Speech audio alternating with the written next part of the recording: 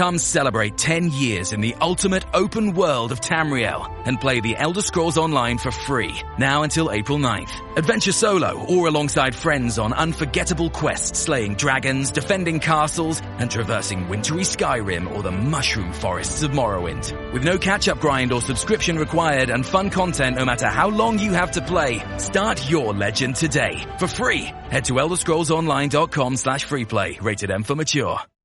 The most exciting part of a vacation stay at a home rental? Easy. It's being greeted upon arrival with a rusted lockbox affixed to the underside of a stranger's condo. Yeah, you simply twist knobs, click gears, jiggle it, and then rip it off its moorings, and voila! Your prize is a key to a questionable home rental and maybe tetanus. When you just want to get your vacation started by actually getting into your room, it matters where you stay. At Hilton, we deliver your key right to your phone on the Hilton Honors app. Hilton, for the stay. Next, on Book TV's Afterwards, Joe Ricketts offers his insights on becoming an entrepreneur and reflects on his founding of TD Ameritrade. He's interviewed by former Wall Street investment banker and author William Cohan. Afterwards is a weekly interview program with relevant guest hosts, interviewing top nonfiction authors about their latest work. All Afterwards programs are also available as podcasts. Joe, thank you for being with us here today, and this is a heck of a book. I really enjoyed it. It's a gripping story and well told. And so I guess my first question for you is, why did you decide to write this now? Is this just restless Joe Ricketts syndrome, or was there something more you wanted to say, at this point? What motivated you to do this now? Well, first of all, let me say thanks for this interview. But I'll tell you, now it was written to appeal to entrepreneurs, to let young entrepreneurs know how hard it can be and how rewarding it can be. So that it really offers encouragement to people to think, hey, if I want to start my own business, I should do it. The other thing, I wanted to do it before I got too old and didn't remember everything, because looking at this change from when the SEC really kind of dictated to the New York Stock Exchange to get rid of fixed commissions, and then going through all the technology was really an inflection point in our financial service industry. And I wanted to tell the story from the inside so people would see a human aspect to it. So the title, The Harder You Work, the Luckier You Get, is that tongue-in-cheek, or do you really believe that? I really, really did believe it because it happened to me so many times. I think Sam Goldwyn was the first one that really kind of put that phrase together. But as I was talking to the people at Simon & Schuster, I would tell them, here's a problem, we work so hard, and of course it's in the book time and time again. The harder you work, the luckier you get, just came out, and that sounded like it should be a good title.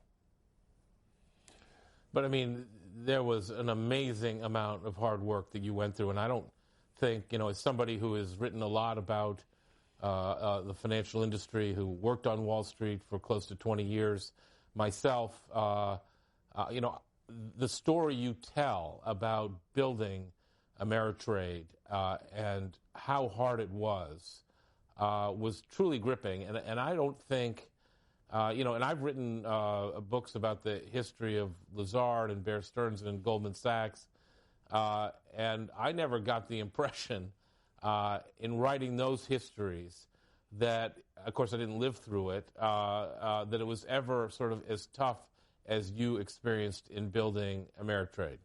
How did you do it? Well, one of the things that made it tough was lack of capital. I mean, we started with almost nothing. In fact, when, back in the 70s, we had to send out a financial statement every 6 months to our customers, and one of our customers called me and said, I thought I had to tell you that you left 3 zeros off of your net worth. I had to tell him, no, those are the real figures that you're seeing there. So we could only grow by the capital that we left in the business from our profits. So we also had to be careful about running the business so that we're within the regulations of calculating our net capital and stay within those regulations. So it was a constant struggle of balancing our income. First of all, making sure we had an income, and then balancing it in three areas. How much money can I put in advertising? How much money do I need to make sure that the increase in the business is not going to exceed our net capital? And how much can I put into hiring new employees and buying new equipment for them to use? That was a difficult balance for many, many years. And it sounded like, go ahead. And I was going to say, that's what really allowed us to grow as well as we did. But even after being in business almost 20 years, when I saw the opportunity for the internet and the opportunity for advertising, I said, we don't have enough cash, we don't have enough money, and we're not going to make it with internally generated funds. We're going to have to go public. So that was at the time when I regrettably said, if we're going to stay in this industry and be one of the winners, we're going to have some more capital, and it provoked us to go public. So obviously that is a momentous decision in any company's lifespan. You spoke about the momentousness of the Big Bang, when fixed commissions went away and what that meant for your business. In my own writing and research and experience on Wall Street, really one of the most important moments in the history of Wall Street was when firms started going public. And they went from being private partnerships to public companies. Obviously, it made access to capital a lot easier. But how do you feel? I mean, it sounds like you had some regrets about going public, but you had to do it for the capital access. And the same thing could have been said about Goldman Sachs. Was something lost when you all went public in your mind? And how important do you think this idea of companies on Wall Street going public is to the way it changed the culture of Wall Street? For me, it was a very difficult decision because I had always wanted to leave a business for my family to operate after I could retire and I was gone. And I knew that if we went public, it was going to be difficult to maintain the atmosphere of a family business. But at the same time, I also knew that we needed the access to that capital in order for us to take advantage of the opportunities that were ahead of us. And that turned out to be right. I kind of figured we need $100 million for technology and $100 million for advertising. And both of those figures turned out to be low. So we went public just at the right time to get the right amount of capital to get us into that, for lack of a better term, the upper echelon of the people that were going to be able to stay in business. At one time, we had over 400 competitors, but most of the people were weaned out before the late 1990s. A very similar story to the automobile industry or really kind of any industry. And I was aware of that. I knew that if we wanted to stay small, we were not going to be able to survive, and I would not have anything to leave to my children. At the time that we went public and I got all the blessings of having that capital and was able to compete, I knew that we were not going to have the same intimate atmosphere that we'd had in the past. People really felt close, as I describe in the book, about working at Ameritrade, and it was really kind of a very fun environment, even though it was very stressful and people had to work hard. Everybody seemed to enjoy it.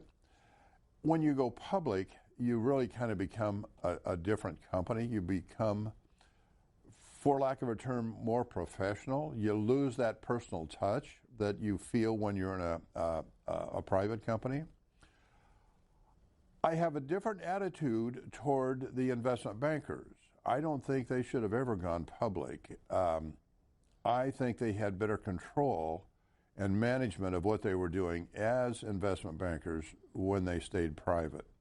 But I see dealing with the public in retail buying and selling and being an investment banker really is two different businesses and need to be really kind of thought of separately. And I always thought the investment bankers should have kept it in a partnership and kept it private. Whereas on the public side, it was when you're dealing with customers, I think it was okay. We really did well by going public. It was us personally as a family that lost.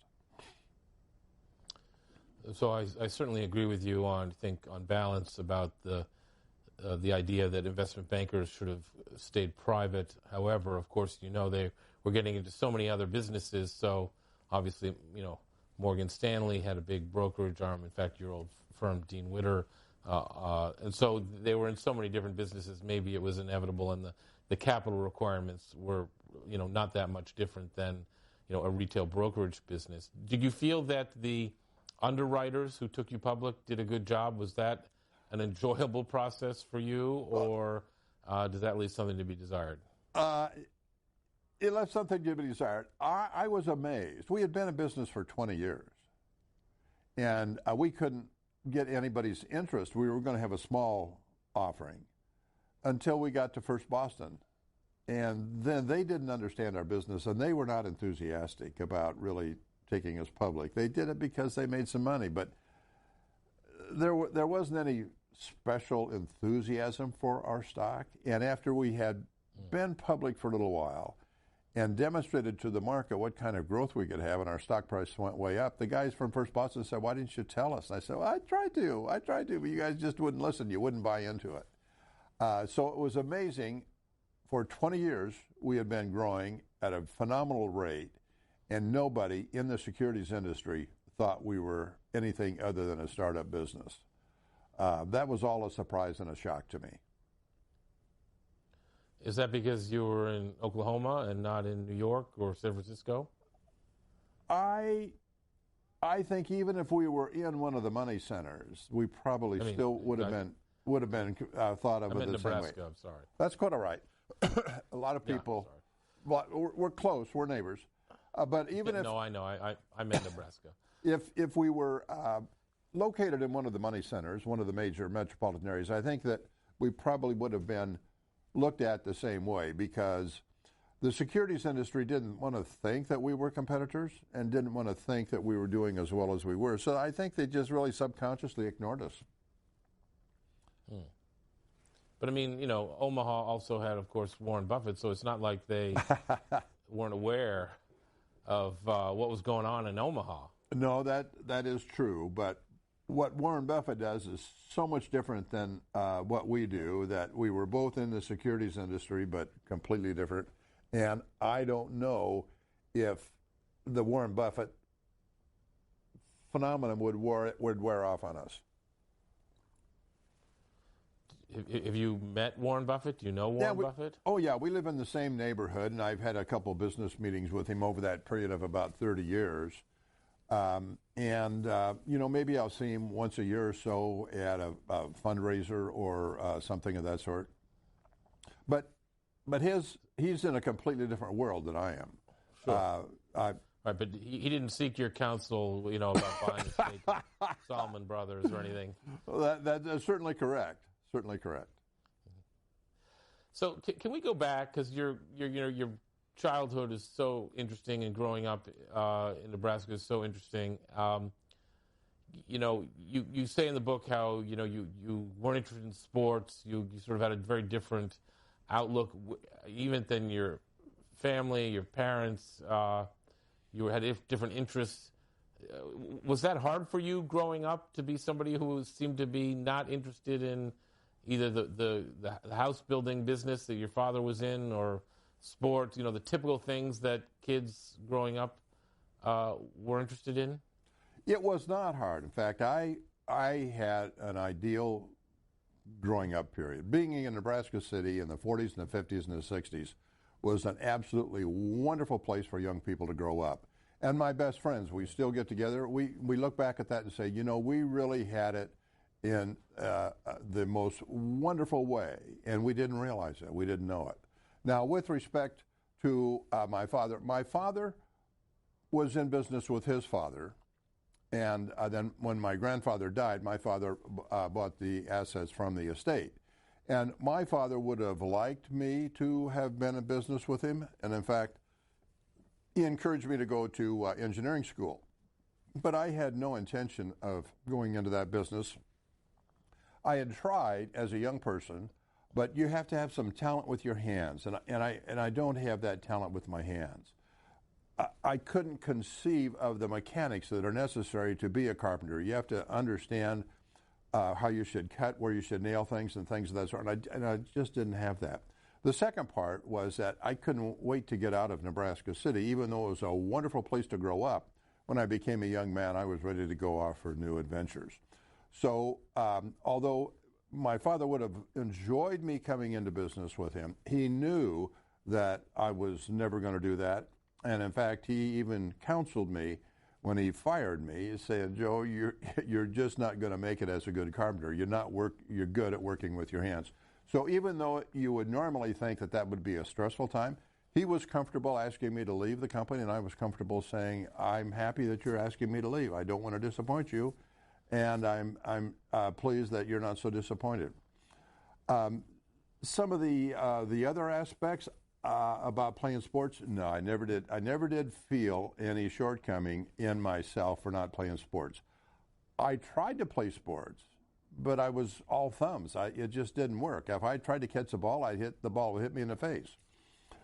And as I indicated in the book, I felt like a grown-up. You know, when I was a little boy and I had a paper route, I would take my few dollars into the bank and go up to a teller and hand them my passbook savings account and my few dollars. And that grown-up, that teller, would take that information and write it in that passbook. That really made me feel grown-up. That was a feeling that I got that nothing else would replace. So working to make a few dollars to put into your bank account was probably the most important thing in my life as a young man. My parents always encouraged me to work and save. They never encouraged me to play sports. So I always had a bent. Of course, my parents were raised in the Depression, you know, so a lot of times you have a different attitude on what you should do with your work and with your dollars. So you talked about how growing up you had great freedom but also responsibility.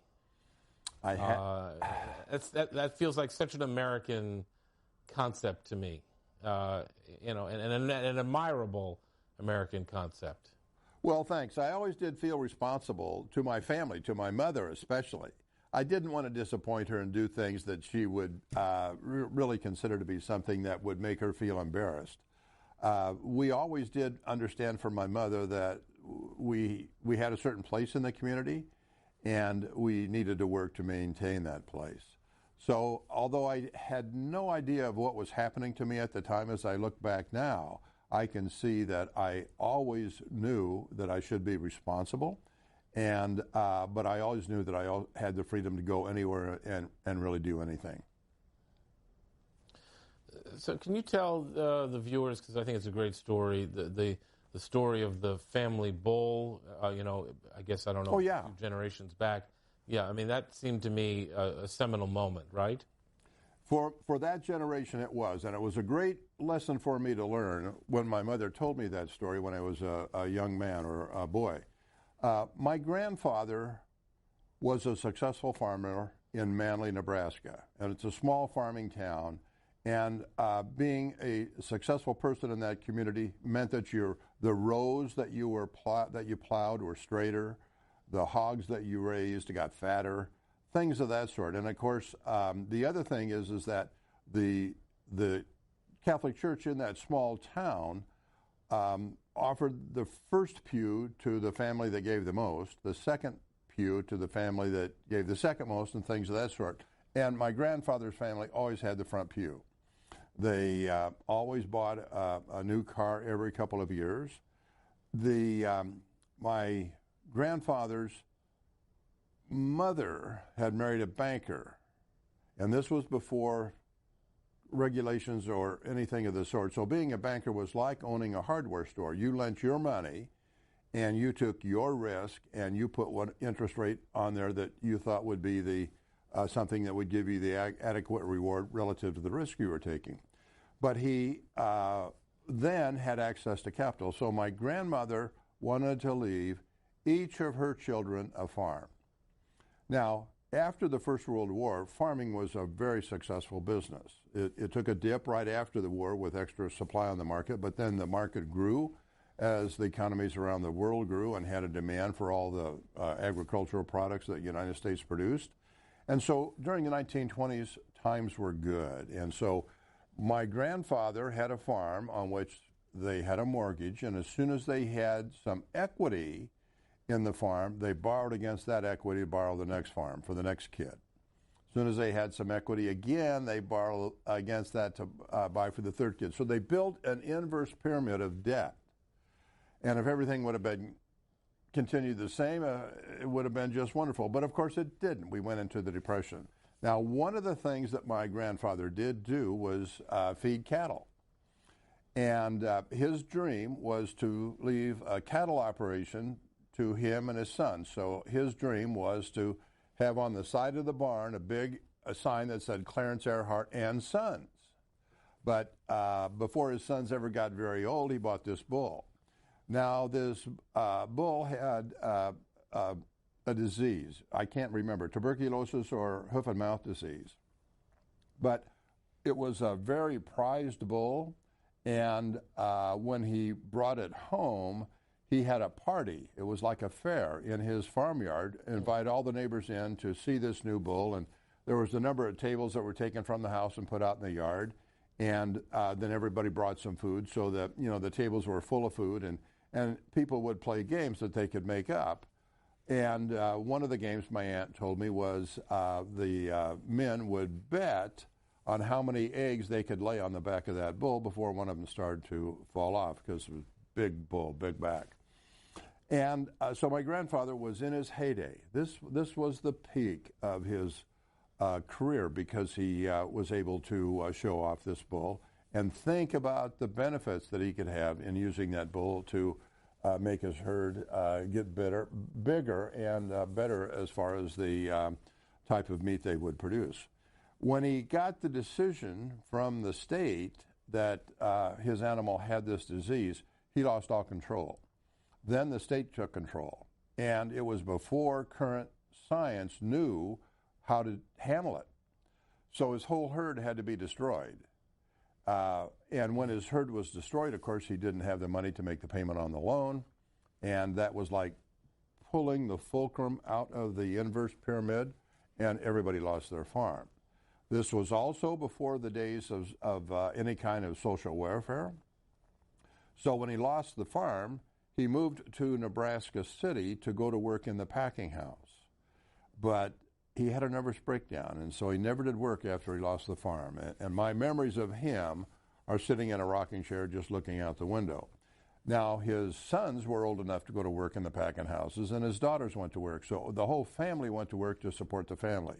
But here's this man that had a very strong social position while he was a good farmer, and have to move into a house in Nebraska City that had dirt floors. They rented the least expensive thing they could find.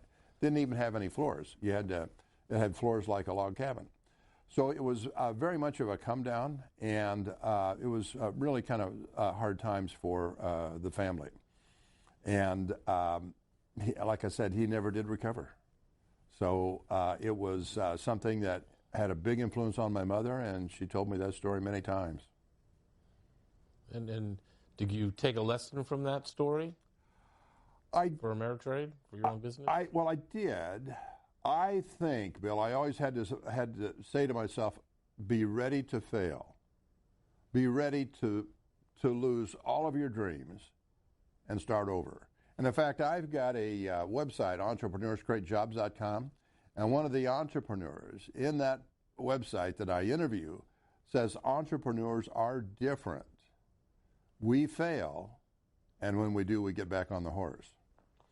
So as an entrepreneur, you've got to understand that 8 out of 10 new businesses fail, and that your risk is really quite high. But if that happens, and you're really an entrepreneur, you get back up and you try again.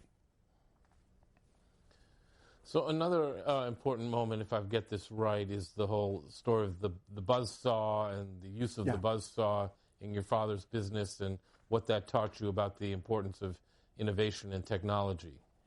It is an important part of the story, and I really started out there and pointed out how important it was, because after we were successful with technology, around the turn of the century, and we were big and successful, everybody thought I understood technology, and that understanding of technology is what allowed me to be successful. So, but the reality was I didn't understand technology. I just couldn't understand what it could do, like the buzzsaw. And that buzzsaw image was where my mind went right after I got the idea, hey, these people don't know. I don't know about technology. So how did I take advantage of it? And my mind went right back to that afternoon in that yard when my dad first used the buzzsaw, and he was so pleased about what they could do, how much more construction they could get done. So is this sort of the idea of you don't have to know how a car engine works, you just have to know what a car can do for you? That's correct. Same thing. And I mean, it seemed again from reading the book that technology was always a hurdle that you were trying to get over, and you thought you'd had a solution, and then it would be obsolete by the time you implemented it, and a lot of money was spent, and a lot of people cycled through trying to figure out the technology, and it was as simple as the innovation of having people be able to dial a phone number to make their trades as opposed to, and do it sort of automatically. And it seemed like, every time you thought you had the edge on the technology, it kind of let you down and you were behind the 8 ball all over again. Is that right? That is correct. But it is amazing to me to think where we started. We started with a touch-tone telephone, the latest technology in 1975, and a pencil and a piece of paper for an order sheet. And when we got a trade made, we recorded it in the book as a trade for that day. Then we put it on a ledger sheet, which went into an alphabet system in a bin. So it was, as I said in the book, it's just right out of Charles Dickens' days. I mean, everything was done by hand. It didn't take us long to learn that we could not continue to do everything by hand and expect the business to grow. And of course, we all wanted the business to grow and saw that opportunity. So we had to have some sort of automation come in to help us out. And as I describe in the book, the first company that we used was a company by the name of Computer Research. And they gave us a teletype machine, which was like a great big typewriter, where our clerk would type in all the activity for the day, the trades that were made, the monies received, the money checks going out, things of that sort. And that machine then perforated a tape, like a ticker tape, and we would then set our telephone in a holder, and the ticker tape was hooked up to the holder, so it would give the beeps and the bops in information to the computer in Philadelphia. So we're in Omaha. All of this transmission goes to Philadelphia. Now, if you had some static on the line, the information was incorrect. So the company in Philadelphia would receive the information that we sent, process it, and print it out in Chicago. So all of our ledger sheets, all of our confirmations, all of our statements would be printed out in Chicago. In Chicago, the person that ran those machines would put them in a box and send it to us in Omaha. So all of that was to happen overnight. Very seldom did it happen overnight. Something always happened. There was a snowstorm or something prevented it. So we usually got it a day after we were supposed to get it. And then we had to go through and pick up all the mistakes and get it corrected. So it was a much more efficient way for us to operate, but there was also a lot of opportunity for us to have mistakes.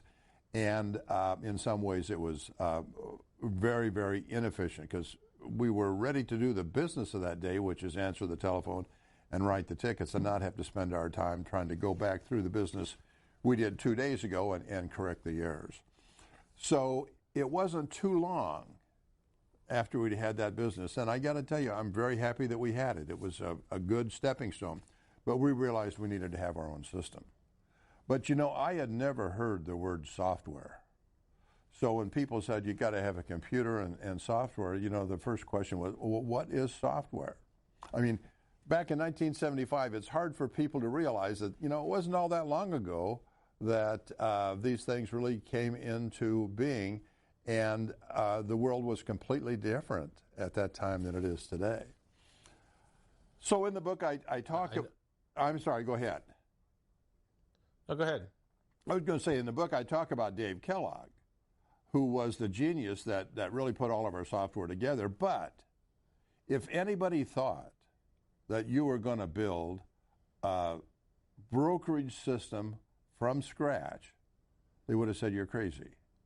And basically, if I hadn't known Dave Kellogg, I would have never taken the risk. A huge risk. The fact that you could even get it done was amazing. So when I started to write this book and I started thinking about all the things that we did, I was amazed. Oh, my goodness, we did that. I forgot how much risk we took there. But Dave Kellogg was instrumental. Without him, we would not have been able to do it. And he did it really out of a challenge to himself.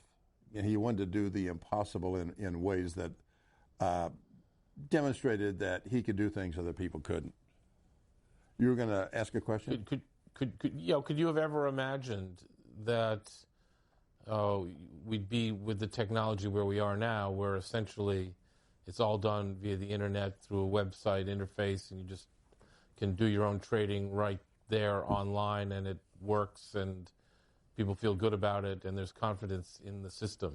Could you have ever imagined that when you started out? When we started in 1975, to have that be an objective was beyond our imagination. Nobody had the concept that you could do that. We took the trades by telephone, wrote them on a ticket, and then gave them to a clerk to call in and get a call back. Years later, when we could execute and report that execution back to the customer within 6 seconds, that was truly remarkable, almost like a miracle from our point of view. So everybody had to build their systems so that your order would flow through from the customer's keyboard to the exchange and back, and make us have all the information or be aware of the information and let the customer know. That was something that, to me, was truly remarkable, absolutely wonderful. But we didn't dream it. We didn't have any concept that would happen in 1975. So why get into this brokerage business? I mean, I think you said something about seeing a magazine cover with a broker on the cover who looked dashing and impressive and prosperous, and is that what did it for you? Yes, that's part of it. The other part was I wasn't too happy with my job. I was not excited about where my career was going. And since I had been a reporter with Dun & Bradstreet, I really kind of knew I wanted my own business, but I didn't have any capital or any way to get any capital. So being a commissioned salesman was the next best thing to have in your own business. And at the time that I went through this story of seeing the cover of the magazine, was a bull market, and brokers were making a lot of money. And so thinking that I could have the opportunity to put in my pocket my own compensation relative to a commission job and do it in a way that is related to the securities market, the investment market, was the most attractive I could get. So when I understood what happened, I had to go there. So I went to Omaha to apply for jobs, and I didn't have a college degree. And all the managers said, you know, we don't even look at somebody without a bachelor's degree. So that's when my wife and I sat down to map out how much money we'd need to take care of the family and where I could go to work to make that money and how I could go back to school. And then I went back to college to get my bachelor's degree. So the idea that I would be one of these people that flourish by making a lot of money as a stockbroker was incredibly attractive. But it just so happened that I got registered at the top of the market, in the late 1960s, and then we had 5 years of a bear market. So how in the world do you go from being a broker at Dean Witter to thinking you could start your own discount or low-cost brokerage firm and make it work? As I talk about him, Bob Perlman, my associate, my partner, my mentor, he's the one that really said somebody is going to break ranks and try to offer prices at a lower price, because he was experienced with the grocery business and competition. So the brokerage community did not want to change. They didn't think it would change. So they thought, even though the government had instructed negotiated commissions, that people wouldn't really reduce their prices.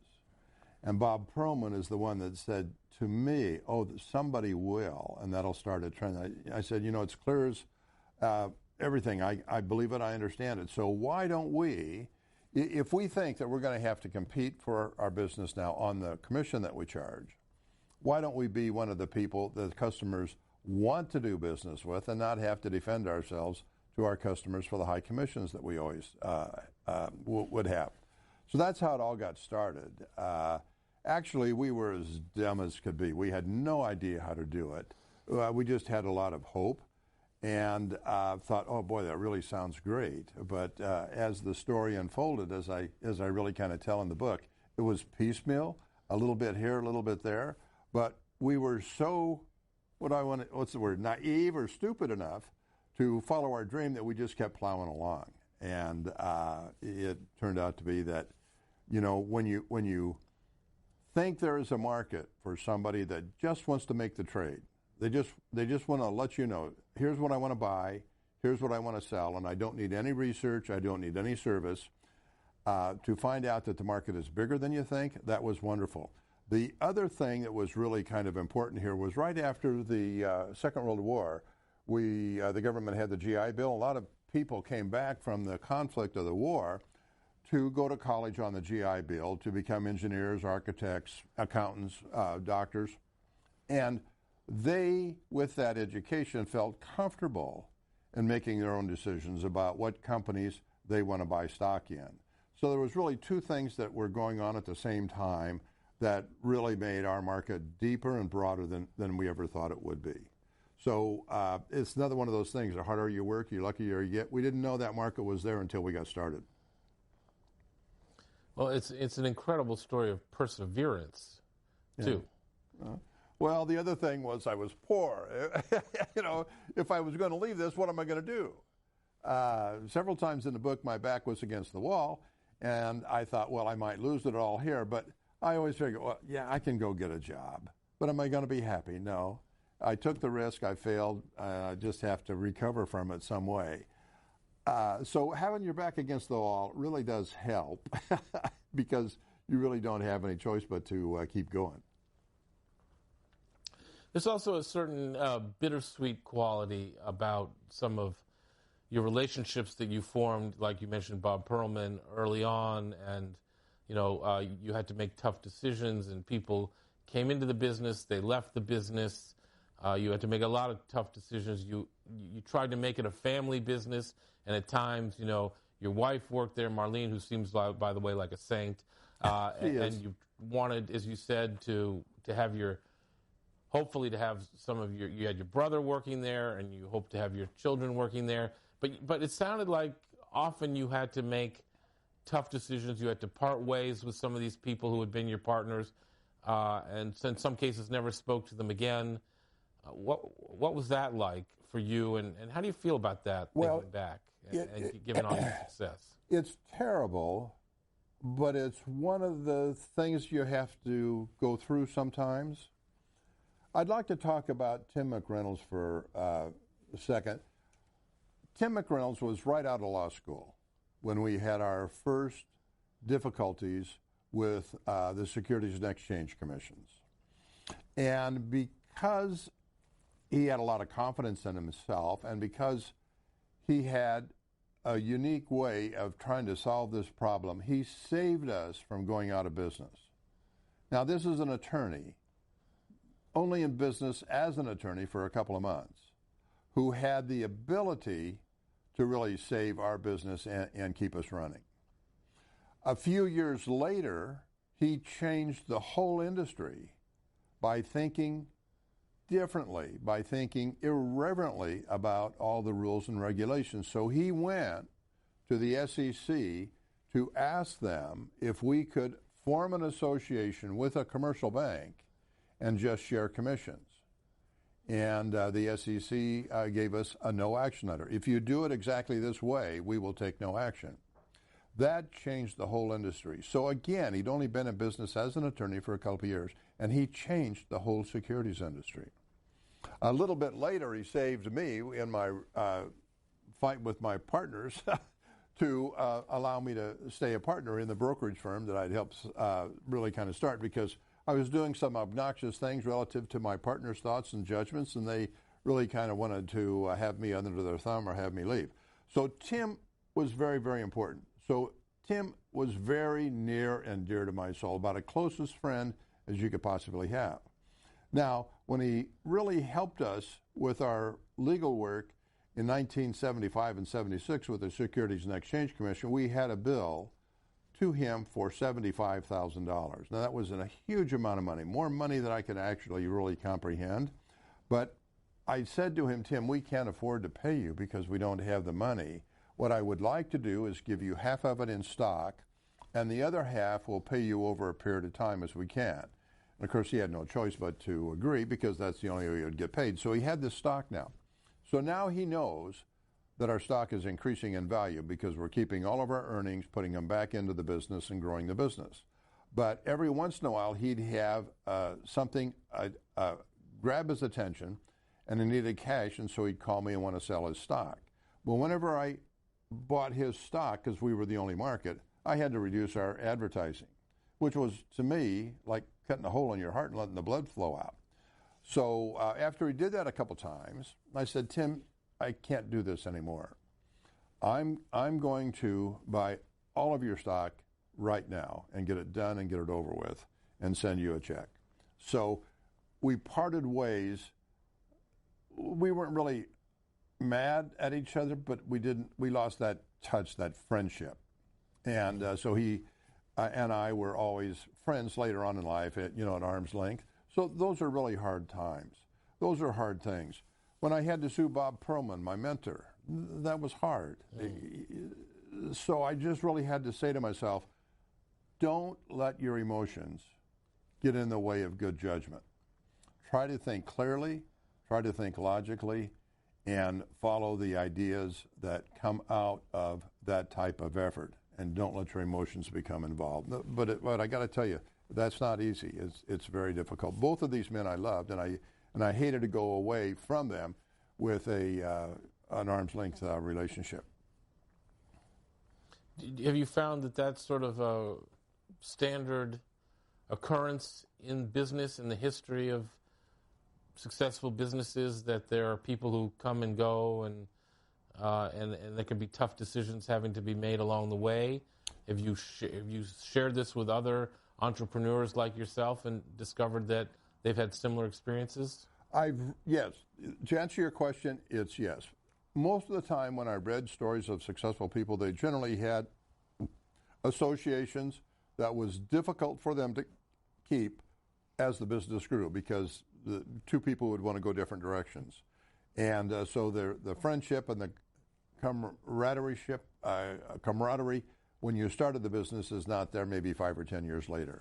So I find it not to be something that's abnormal to us, maybe normal for a new business getting started with more than one person, but it's something that you have to handle successfully or you won't survive. And so you were clearly driven to succeed. I assume you've succeeded beyond your wildest dreams. Undoubtedly. Has that changed your life? Could you have imagined it happening this way?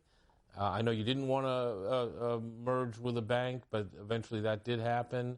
And I know you wanted to leave the business for your children or your grandchildren, but that didn't happen.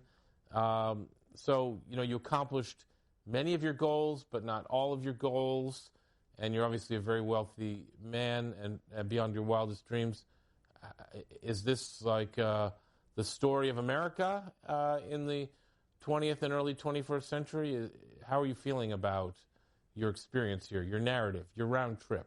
I think it certainly is true that I've accumulated more money than I ever dreamed or thought I would have. But at the same time, I was old enough when that really happened that I'm not going to change. So my wife and I still have the same values that we had when we didn't have any money. It allows us to do things that we wouldn't have been able to do. For example, my children wanted to buy the baseball team, the Chicago Cubs. We would not have been able to do that without that kind of success. And it has made a wonderful business for my children to really run the baseball team. So we have a living... I think that had 2 paragraphs in your book about the baseball team, but obviously that's quite a momentous thing.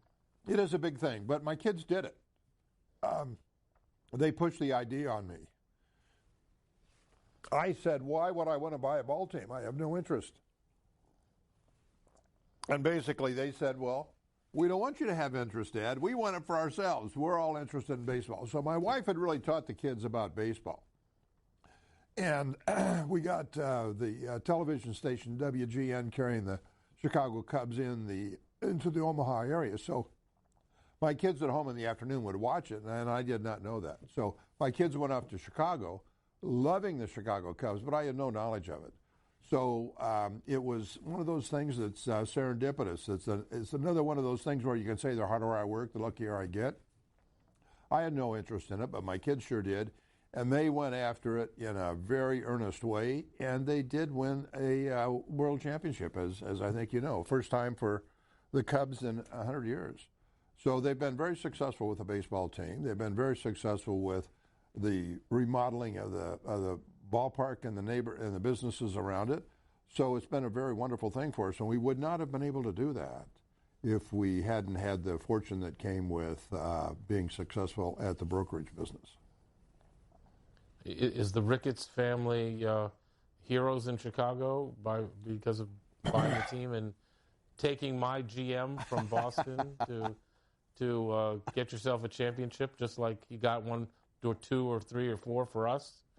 I think my son, well, first of all, my wife and I have 4 children. They were the ones that did buy the Cubs. It was suggested by my son Tom, and my son Tom had the most interest, and he has an entrepreneurial bent.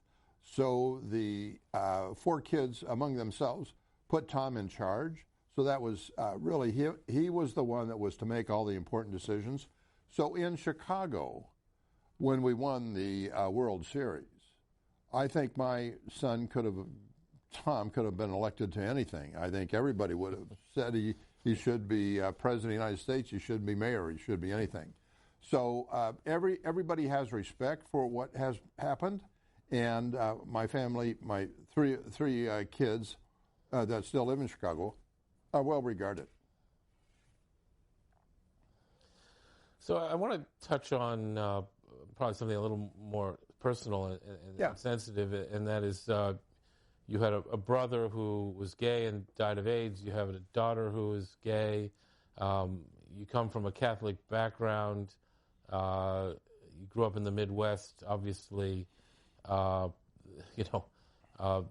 this been you're very forthright about it in the book. It's very honorable the way you discuss it all and handle it. What has that experience been like for you and for your children and growing up the way you did? Well, obviously, I think you can imagine that growing up in a town of about 6,000 in an agricultural community, that you don't have much exposure to the thought or idea or the reality of a homosexual. It just doesn't come into your well-being. I never had an idea that my brother was gay until he called me and told me he had AIDS, as I describe in the book.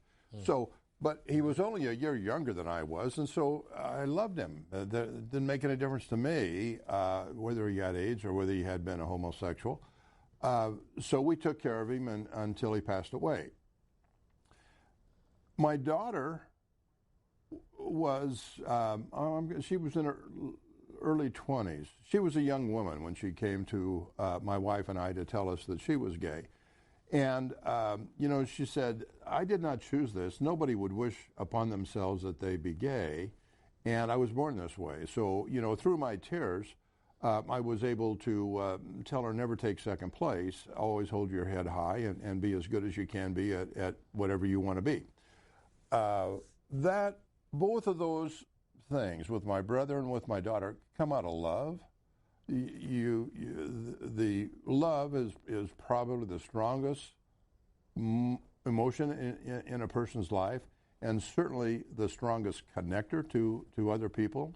Family is the basic unit of society, and if your society is going to work, families have got to work.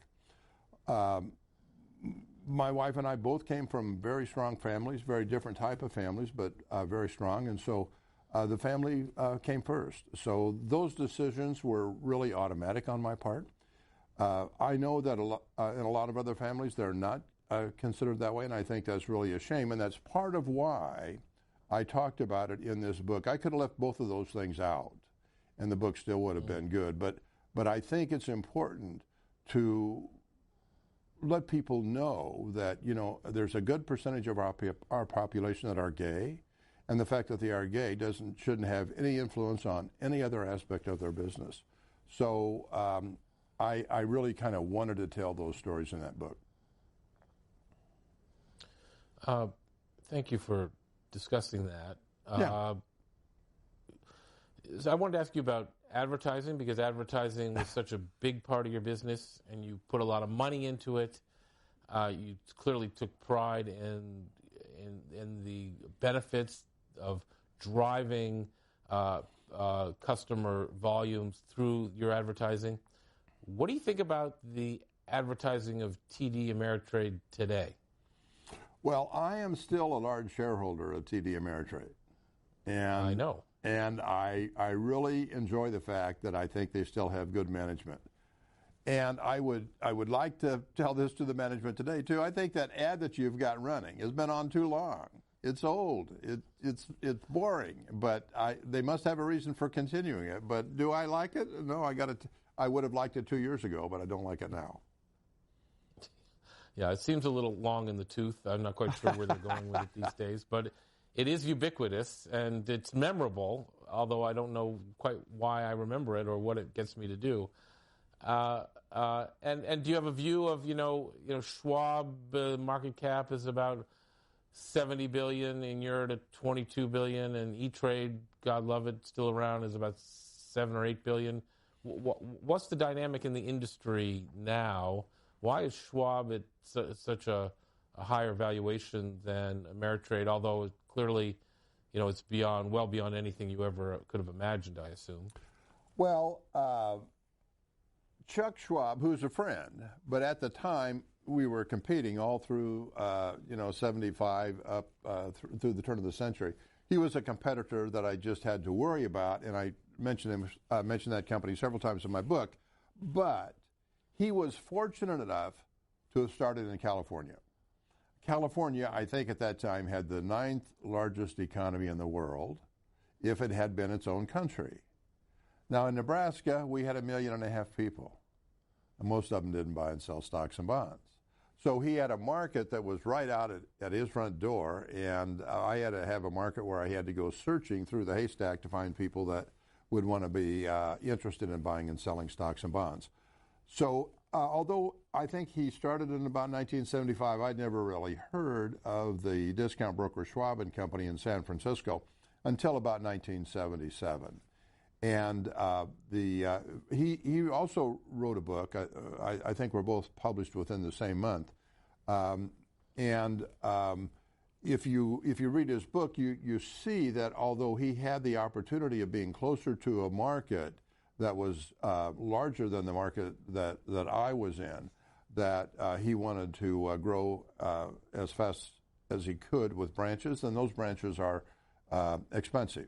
So I think Chuck Schwab has done a wonderful job all through the years of managing his business and allowed him to get to a larger market cap than Ameritrade, just because of where we started and what we had to deal with when we were a new company and getting to grow. He had a bigger base to grow from just because of the population and the kind of population that he had.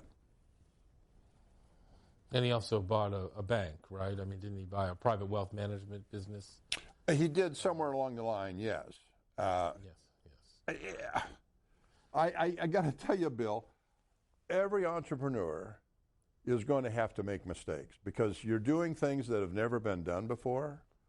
So anybody can look at Chuck Schwab and they can look at Joe Ricketts, and on any particular interest, they can say, oh, that was a bad thing, and they're probably right.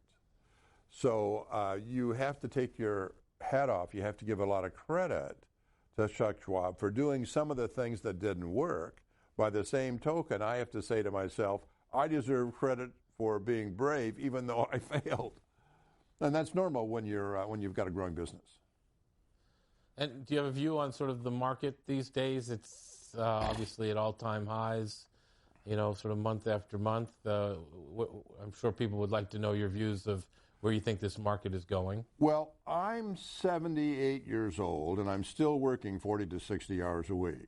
Now, I did retire from Ameritrade as CEO about 20 years ago, and I figured I deserved to take use of the money that I had accumulated to do the things that I wanted, and that kept me happy for about 6 months. After 6 months, I was no longer happy. I have to be in business. I have to be a part of the creative process that makes economies work. So I went back to work, and now I'm very happy, and I got to tell you, I have never worked in such a strong economy as exists today. I think it is really quite wonderful for the country. It's a little bit awkward for me because I'm not in the brokerage business. I'm off in other businesses, and as I try to buy other businesses, there's a lot of money floating around, and there's a lot of competition, which kind of makes the prices kind of ridiculous sometimes, so you kind of have to pass. But the government has really given the country the attitude that, hey, times are good. The president led the charge on reducing taxes and reducing regulations, and I think those are two important things. And if I could, I'd like to get on my soapbox and say again, there are still too many government regulations on the part of the federal, state, and local levels that, just really stop people from starting their own businesses. And that's what makes our economy grow. That's what makes our wealth so good. But on the other hand, you say in your book that you support regulation, or at least in the securities industry. I mean, I guess that's the same as like having a seatbelt in a car, maybe. Well, a seatbelt in a car would be going too far for regulations. I don't think we need people. I don't think. You don't think we should have a seatbelt in a car? Well, I don't think so. I feel like I shouldn't have to be told what to do. But now the other argument is, if I get in a car wreck without a seatbelt and I end up on the charity list for helping me get well, I was negligent in not wearing a seatbelt. So I see both items, but my feelings are, leave me alone. I'll make up my own mistakes. I'll go my own way and do my own thing. That's my emotions. Realistically, that there has to be some regulation. I like the word free enterprise more than I like the word capitalism. Capitalism is a great thing, but capitalism really kind of gives the image that it's unbounded, that it's really raw, and it's dog eat dog and cutthroat, which it is and which it should be. But free enterprise may give the same image, but brings in the temperance that comes with regulation. So we do need regulation. We do need an overseer of the securities industry, probably every industry, to make sure that the balance between the consumer and the people that are offering the products and services are offering them in an honest and in a good way. So we do need some regulation. The question is always, how far do you go?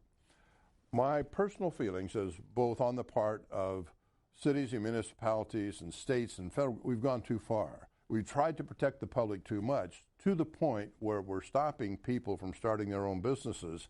And when people start their own businesses, that's where we create the new jobs that are necessary to make our economy get along well. So I think we've probably gone a little bit too far. Well, on that very optimistic note, I want to thank Joe Ricketts for being part of this program today and to tell everybody this is an amazing story of entrepreneurship, persistence, truly the American dream, written in a very readable way. Congratulations to you and your co-writer, who you gave kudos to. It's really a great read, and I recommend it. I really appreciate that. Thanks very kindly.